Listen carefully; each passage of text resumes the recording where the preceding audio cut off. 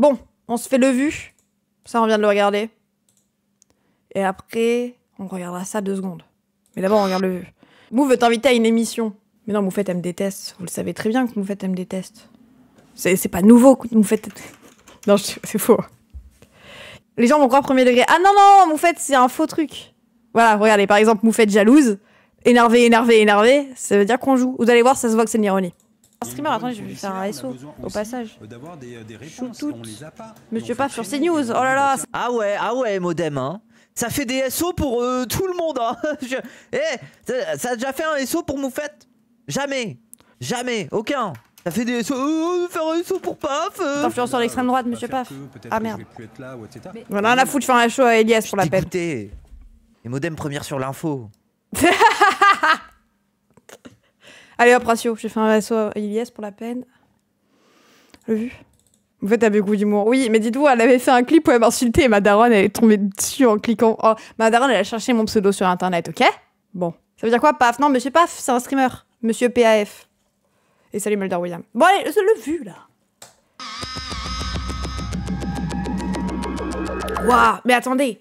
À part CNews, j'ai l'impression de... En fait, mon dernier stream, c'est vraiment les 24 heures de CNews. Donc là, j'ai l'impression... T'aimes pas Moufette? Merde, je la kiffe. Mais non, je l'adore. C'était une blague. On fait semblant de faire une blague de... T'inquiète, Mulder, on se kiffe. Enfin, je la... Elle a quand même une frange. Précis. Vous avez déjà vu une photo de Moufette bébé, quoi? La légende raconte qu'elle avait déjà une frange, en fait. Genre... Après, moi, c'est sympa, mais moi, je me demande quand même ce qu'elle cache sous sa frange depuis tout ce temps. Transracialisée Moufette, non, c'est juste, elle a beaucoup changé, quoi. Moi, je pense qu'on devrait regarder le front de Moufette un jour. Peut-être, oui, un 3e œil, je sais pas. Je pose la question, c'est tout. J'ai trouvé cette photo, comme ça, par hasard. C'est un laboubou. Moi, j'ai beaucoup voyagé en avion. J'ai grandi dans une famille où un repas sans viande, c'était pas un repas. Aujourd'hui, je mange quasiment plus de viande. Je prends plus la voiture, quasiment pas. Ce que je pouvais ressentir, c'est ce décalage entre moi, ma prise de conscience et cette volonté d'agir, et tout un entourage de personnes qui n'en ont rien à faire. On part dans le désert d'Atacama. Et je vote ELV, bobo, wokisme. Arrête, en vrai, c'est bien, il a raison d'un côté, tu vois. C'est vrai que c'est très bobo de pouvoir faire tout ça, mais après, Soja Boy. Après, basé sur Soja Boy, hein, désolé, mais bon, j'aime bien les gens gentils, moi. Bref. Vous êtes relou avec les écolos. Oui, après, moi, ce que j'aime pas, c'est le fait que LCP en parle comme tel. Mais la personne, en vrai, c'est cool. Il mange moins de viande, il mange... Ça reste stylé, tu vois. Juste, on connaît sa filière. Bah, ensuite, en vrai, moi, les gens, je mange pas trop de viande. Après, voilà, moi, je suis l'entourage quand on a un peu rien à foutre. Ils votent le vieux, vous avez le seum. Ah bon? Vas-y. Si tu t'arrêtes là et que tu vois pas le problème politique, voilà, c'est ça, mais du coup, il vote le vieux. Entourage de personnes qui... Il a dit les pauvres, vous abusez. Non, il parle de son entourage. Je pense que si lui n'est pas pauvre, son entourage non plus. Enfin, souvent, tente pas juste un riche dans la famille, quoi. Ils n'en ont rien à faire. On part dans le désert d'Atacama, qui est un des plus grands déserts au monde. Vous voyez cette bande-là de dunes. Pourquoi? Parce que c'est devenu une décharge à ciel ouvert, des voitures, des batteries. Juste un petit message pour dire de penser à t'abonner, de penser à nous rejoindre sur Twitch si jamais, et surtout, si t'as les moyens, et si tu peux soutenir mon travail, directement faire un don sur PayPal. Merci YouTube. Des vêtements, ce sont les vestiges de la fast fashion. Vous savez, ces vêtements pas chers qu'on achète, ça termine ici. Pourquoi est-ce que tout le monde sait et personne ne fait rien? Et j'ai trouvé une réponse dans la définition de l'addiction. Addiction, c'est consommation de quelque chose pour son plaisir, en dépit des connaissances parfaites des conséquences négatives que ça peut avoir pour moi ou mon environnement. C'est ça la définition de l'addiction? C'est pas plutôt de l'aliénation, ça? En fait, genre, je consomme des... Je suis pas addict à mon téléphone, je suis pas addict à mon ordinateur, tu vois, je sais très bien que je peux vivre, alors que je pourrais être plus addict, genre, aux boissons gazeuses. Mais on vit avec parce qu'on vit dans une saucisse, quoi. Enfin, genre, l'ordinateur, le téléphone... Genre, les addicts sont pas au courant. Non, mais t'es au courant. En fait, pour moi, ça décrit bien le phénomène. Attendez, il va redire. Parce que pour moi, en fait... Oh, ça veut rien. Pour moi, on est plus addict. Pour moi, on est plus aliéné... Ouais. C'est genre... Pour moi, savoir les conséquences des trucs, c'est plus une définition de l'impérialisme, en fait. En général, tu nies le fait que c'est mauvais pour toi. Non, ça, tu le nies en privé. Alors, tu le nies en public, mais en privé, tu le sais. Et parfois, t'as même pas envie d'arrêter que ça soit mauvais pour toi. Genre, moi, quand je suis allée me faire soigner... Quand j'ai été hospitalisée pour l'anorexie est une addiction en soi. Les TCA peuvent être des addictions. L'anorexie, c'est une addiction pour le fait de maigrir et de ne pas manger et de se sentir en contrôle. C'est une obsession pour le contrôle, une addiction pour le contrôle, de contrôler ton corps, contrôler ce que tu manges, ce qui mange, ce qui sort, ce qui tout. Je savais que ça me détruisait, je faisais 30 kilos pour 1m70. Mais je ne voulais pas en changer. Du coup, quand les gens me disaient « tu vois bien le problème », j'étais en mode « oh, ça va », parce que je ne voulais pas qu'on me guérisse de ça. Je te pensais pas si grande. Bon, ça va, 1m70. Tu fais 1m70 ? Oui. Oui, pour moi, addict, ce n'est pas pouvoir se passer d'une chose néfaste. Ouais, c'est ça. Alors que, en soi, je peux me passer de mon ordinateur. Pourtant, j'en ai un, même si je sais tous les problèmes que ça cause. Ah, putain, peut-être qu'on est accro à l'impérialisme. Ah non, j'aimerais bien... J'avais une vision à 1m35. Aïe, ah. L'addiction. Addiction, c'est consommation de quelque chose pour son plaisir, en dépit des connaissances parfaites des conséquences négatives que ça peut avoir pour moi ou mon environnement. Mais je suis accro. Il y a un concept de mode de vie impérial, donc oui, clairement. Bon, écoutez, ok. j'ai fait ce que j'ai pu, hein. Je sais pas pourquoi ça me fait penser à l'impérialisme. Merci beaucoup, Duality. Sans mon ordi, je meurs, je pense. Ouais, mais sans ton téléphone, alors. Ou sans... Plus t'as essayé d'arrêter et t'y arrives pas. Ouais, mais ça, c'est pas ma faute. Enfin, pourquoi c'est facile dit comme ça. Mais sans moi, tu ne peux pas. En fait, ça, c'est la saucisse. Je ne peux pas, on ne peut plus vraiment vivre sans téléphone. C'est pas par volonté d'addiction. C'est que c'est en mode, tu ne peux plus. Tu ne peux pas... Tu vas avoir des problèmes au niveau de trouver un emploi, au niveau de... J'en ai pas. Ah ouais ? Faut stylé, en vrai. Comment tu fais si tu tombes en panne sur l'autoroute ? Tu ne prends pas l'autoroute avec une voiture. C'est ce qu'il va dire. Ok. Petite combinaison. Ouais, c'est déjà au but. Il faut imaginer un alcoolique qui a envie d'être sobre, et en fait, il vit dans un bar. Bah alors les pauvres, on est addicts. Hein. Et dans un environnement qui va le pousser tout le temps à boire. Être éco-lucide, c'est un peu la même chose. C'est extrêmement difficile. Ce nouveau rapport... Éco-lucide. Oh waouh, attendez, j'adore le terme. Putain, bam. Bon, wampan ? C'est toi ? Il est écolucide, il a dit. Non, c'est qu'il est, il est lucide à quel point il détruit l'environnement et à quel point nos modes de système de fonctionnement, tous ensemble, détruisent l'environnement. Du coup, oui, si t'es écolucide... On est écolucide, ici par ici, ou... Moi, je sais pas si je le suis parce que je le sais, mais j'y pense pas régulièrement, tu vois.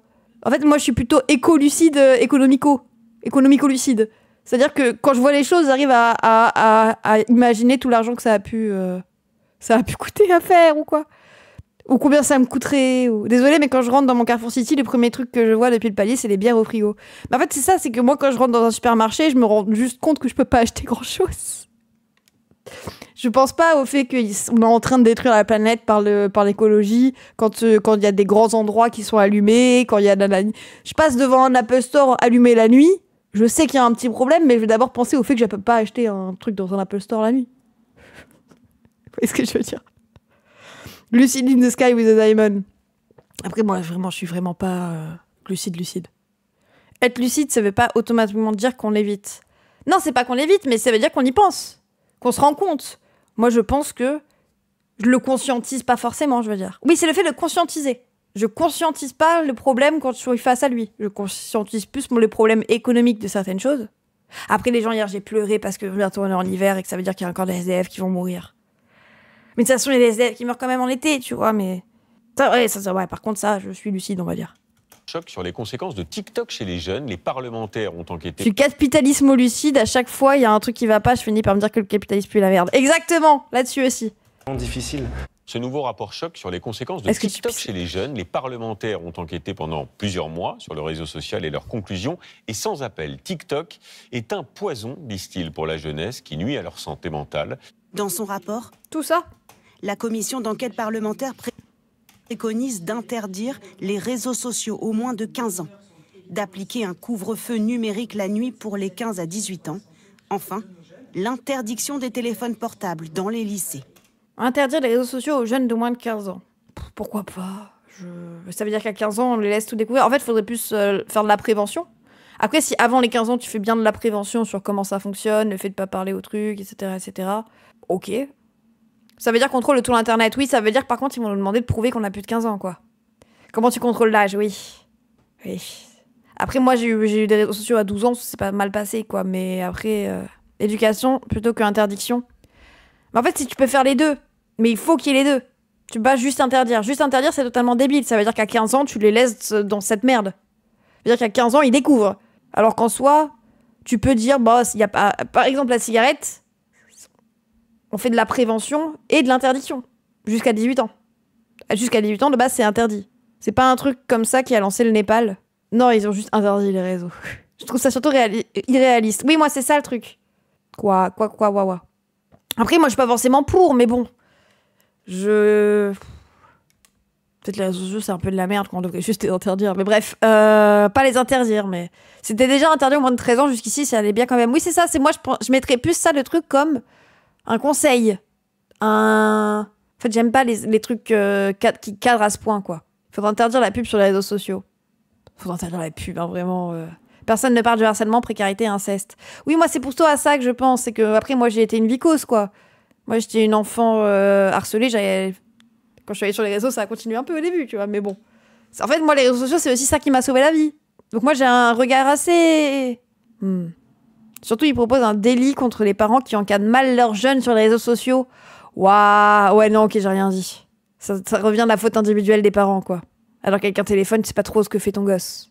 L'interdiction, je trouve ça super invisible d'un point de vue contrôle de la population. Bah, c'est en mode, au lieu d'essayer de comprendre quels étaient les problèmes sur l'application que tu pouvais régler en faisant des pressions à l'entreprise qui gère la truc, etc., pour qu'elle puisse les mettre en France, ils ont décidé de juste individualiser la responsabilité des gens. Dire, c'est la responsabilité individuelle. C'est à vous de pas faire ça, parce que c'est vous le problème. Le problème, c'est les jeunes qui ont accès aux réseaux sociaux. C'est pas juste, on devrait réglementer les réseaux sociaux.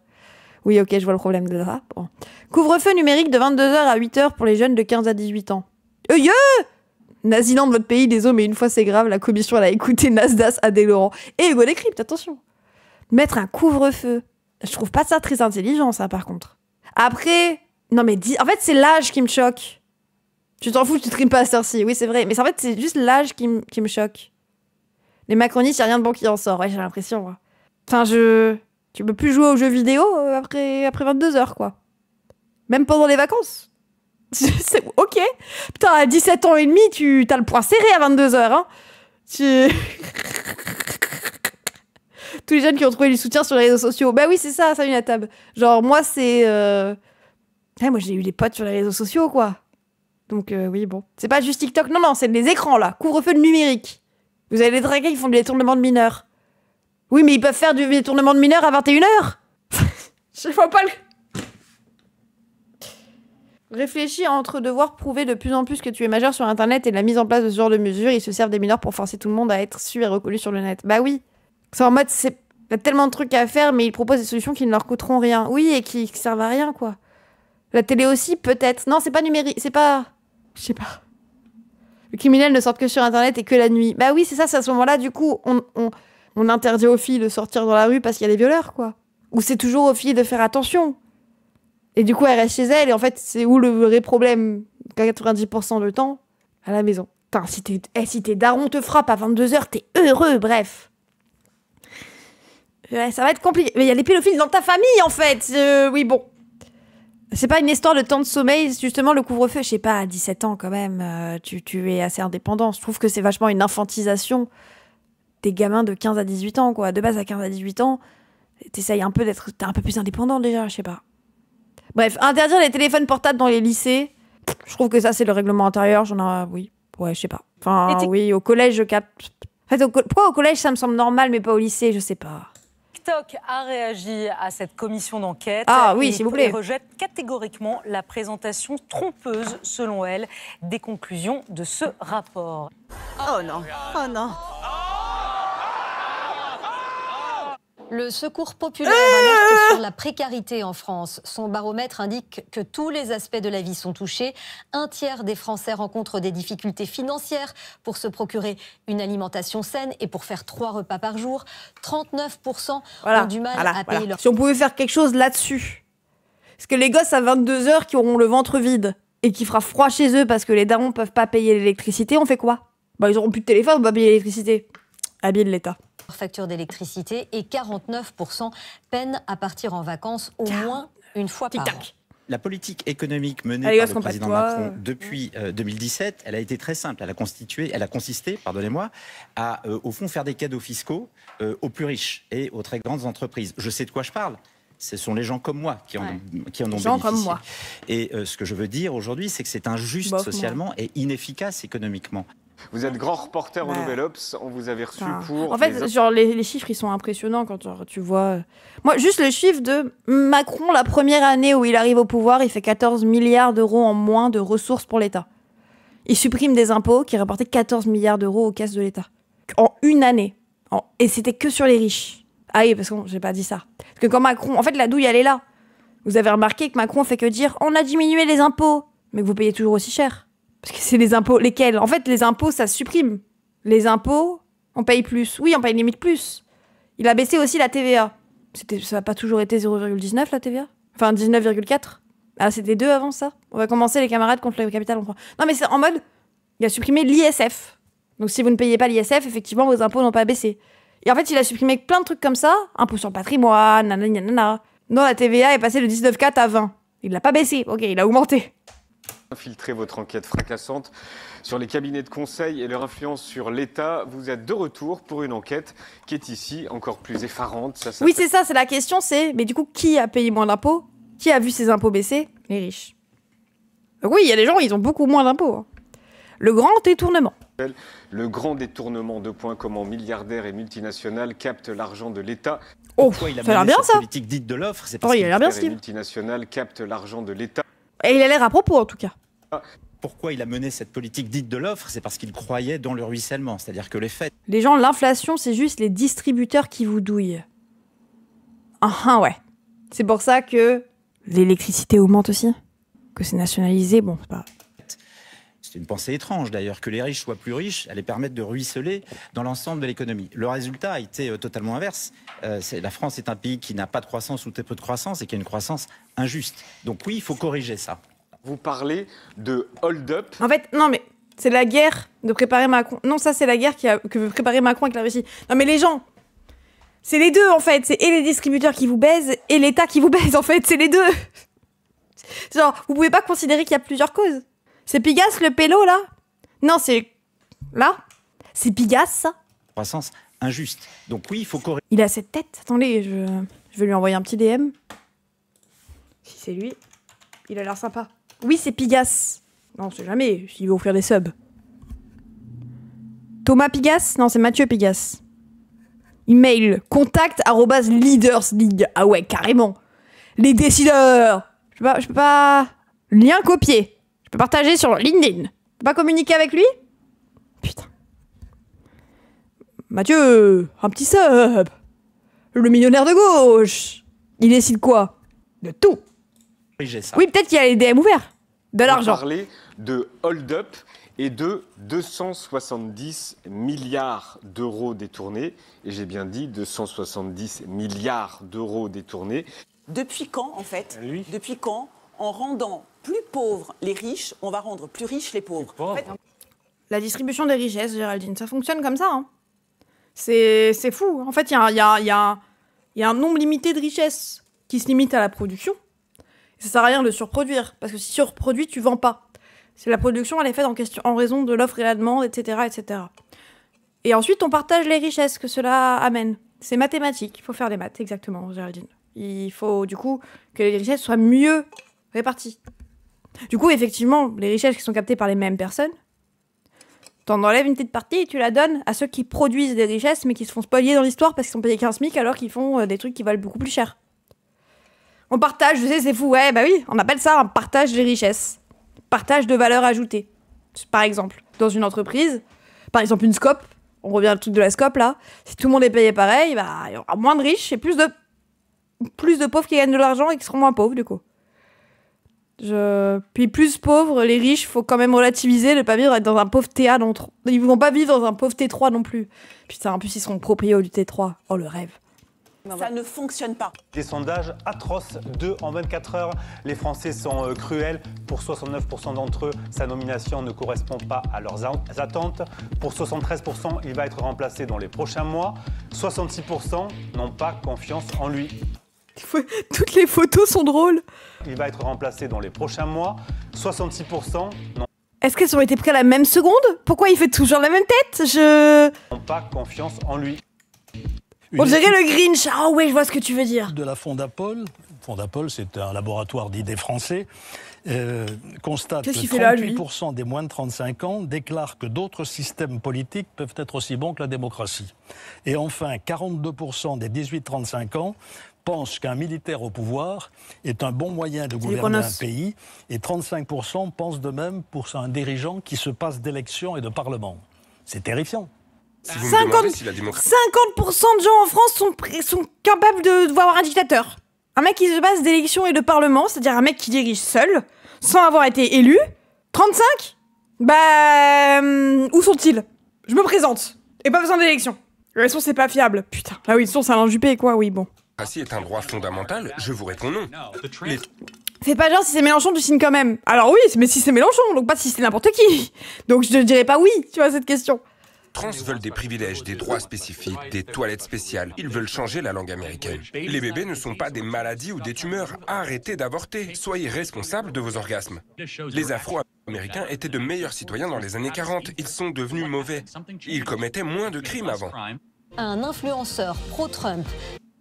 Ouais. Bah, je vous ai déjà dit ce que j'en pensais. Je préfère combattre les idées des gens et pas les tuer. En fait, on n'a pas tué l'idéologie, quoi.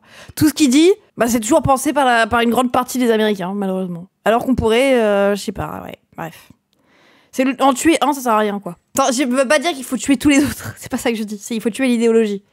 J'aurais préféré qu'il soit sans micro que tué. Oui, voilà, c'est ça. J'aurais préféré que tout le monde le regarde en mode, mais pourquoi il dit ça, ce con ? Charlie Kirk, 31 ans, a été tué dans l'Utah hier. Sa mort suscite une vive émotion. Plein dans le monde, oui, aussi. Son meurtrier, lui, est toujours recherché. Charlie Kirk répond aux questions du public lorsqu'il est interpellé sur les armes à feu. Vous savez combien de tueries de masse ont eu lieu aux États-Unis ces 10 dernières années? Vous comptez les violences des gangs? Putain, c'est vrai qu'il meurt juste après avoir dit ça. Alors, si vous comprenez pas la blague, ça veut dire... Quand il a dit que vous comptez combien de morts par arme à feu, et il dit sans compter la violence des gangs, c'est-à-dire sans compter les noirs, quoi. 1800 ? 1800. 1800. Quoi, 1800 ?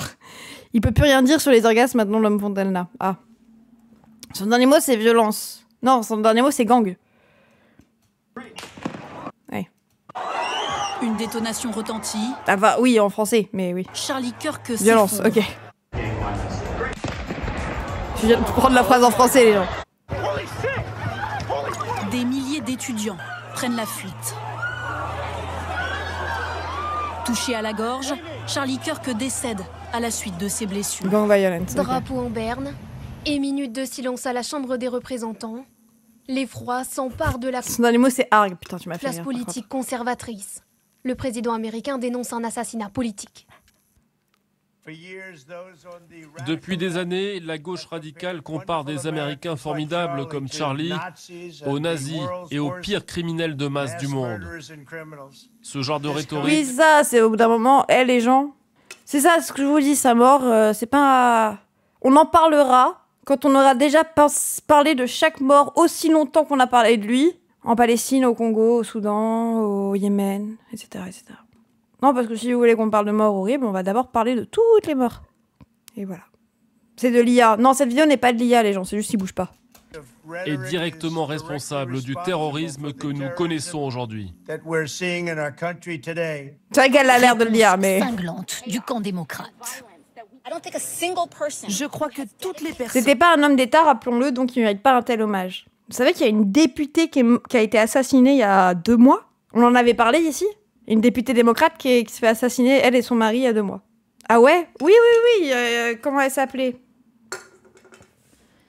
On avait vu ça sur France 24. Députée démocrate, assassinat. Un couple, Ortman, et un autre couple laissé pour mort. Le suspect du meurtre de l'élu démocrate du Minnesota, Ortman.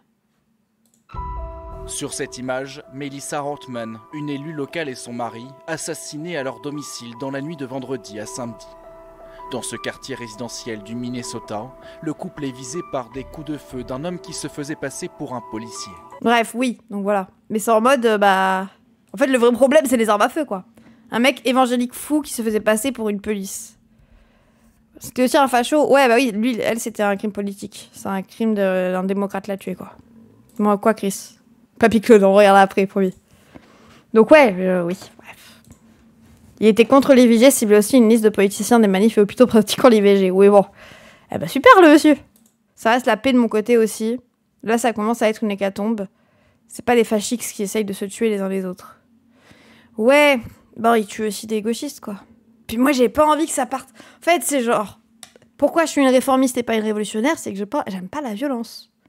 Je sais que ça fait très... moins fleur bleue, mais désolé, je changerai pas d'avis là-dessus, quoi. Je fais pas exprès de pas aimer la violence. J'ai pas envie que ça parte en guerre civile, en révolution, c'est de l'escalade. Non mais même, j'ai pas envie qu'on se lutte, enfin je sais pas, oui. On comprend. Qui ont passé leur carrière entière à empêcher des lois contre les armes, n'ont que le droit de se blâmer eux-mêmes à propos de ce qui est arrivé. Bah, j'ai vu que De Villepin, il avait dit que c'était un peu la faute de Trump si le gars était mort et qu'il avait pris une sacrée sauce. LFI, le dernier bastion avant qu'on en arrive à ça pour moi. Non, en vrai, il y a d'autres gens. Mais il y a d'autres gens qui seront plus des... Pour moi, c'est des gens qui vont juste être des délayeurs. Ils vont juste mettre du temps avant qu'on parte vraiment en cacahuète. Mais ça partira quand même en cacahuète après eux. Alors qu'il peut y avoir des... Ouais, moi je vois LFI bien... Le Népal, t'en penses quoi? Alors le Népal, c'est pas clair, les gens. Mais basé. Après, c'est violent, tu vois, c'est ça me... Oui. Et d'autres qui vont aller au front, chacun fait son taf. Ouais, mais j'ai même pas envie que les autres aillent au front. Moi, j'ai pas envie que ça parte en violence tout court. C'est pas que pour moi, c'est...